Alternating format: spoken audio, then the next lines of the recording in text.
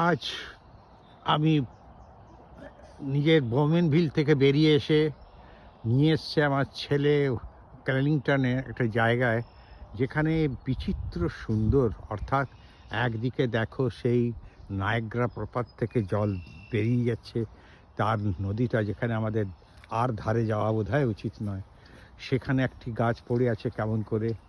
তারপরে দেখো দূরে হাঁসগুলো সব জলের মধ্যে রয়েছে। কত বিস্তৃত এই জলরাশি, দেখতে খুবই ভালো লাগছে। আর তার সঙ্গে যদি একপাশে এরকম জঙ্গলের পাওয়া যায়, দৃশ্য দেখতে পাওয়া যায়, তাহলে সেটা অপূর্ব সুন্দর হয়ে ওঠে। তো যাই হোক, আজকে তোমাদের এটা দেখাতে পারছি বলে আমারও খুব ভালো লাগছে।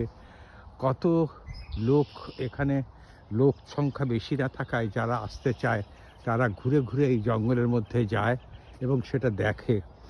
তো আজ আমি বেরিয়েছি এইভাবেই। এখন আমি যাচ্ছি একটা পাশে একটা জলস্তূপ, বলে এতটা দূর জল চলে আসে কখনো কখনো, তাই এই দিকটা একটু ভেজা ভেজা, বেশ ভালো লাগছে। গাছের মধ্যে দিয়ে এত জঙ্গলের রাশি, এবং সেই জঙ্গল রাশির পাশে এত সুন্দর একটা নদী, সত্যি নির্জন এলাকা। এখানে বসে থাকতে কিছুক্ষণ ভালোই লাগে, কিন্তু যেহেতু এখানে ঘোরার মতন আর কেউ নেই, ছেলেরা নিজের কাছে ব্যস্ত। একটা সুন্দর বড় হাঁস আসছে, যদি সেটা দেখাতে পারতাম। দেখি, চেষ্টা করছি যে সেই হাঁসটা কত বড় মনে হচ্ছে, দেখি যদি পারি দেখাতে। ও হো, এই ওই দেখো, ওই দেখো,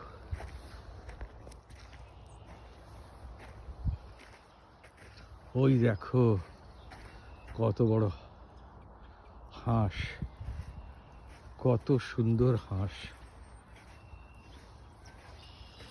দেখো,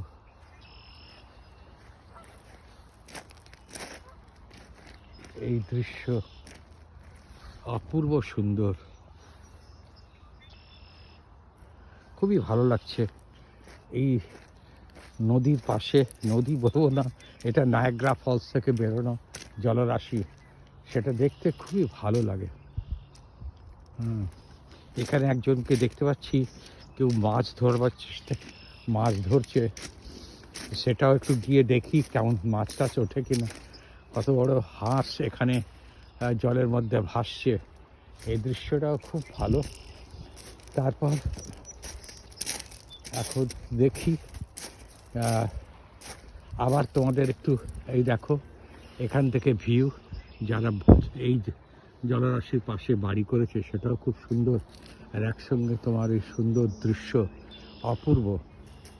যাই হোক, এখন এই পর্যন্ত দেখাচ্ছি, পরে আবার ভালো জিনিস হলে, দেখার জিনিস হলে দেখাবো। ভালো থেকো।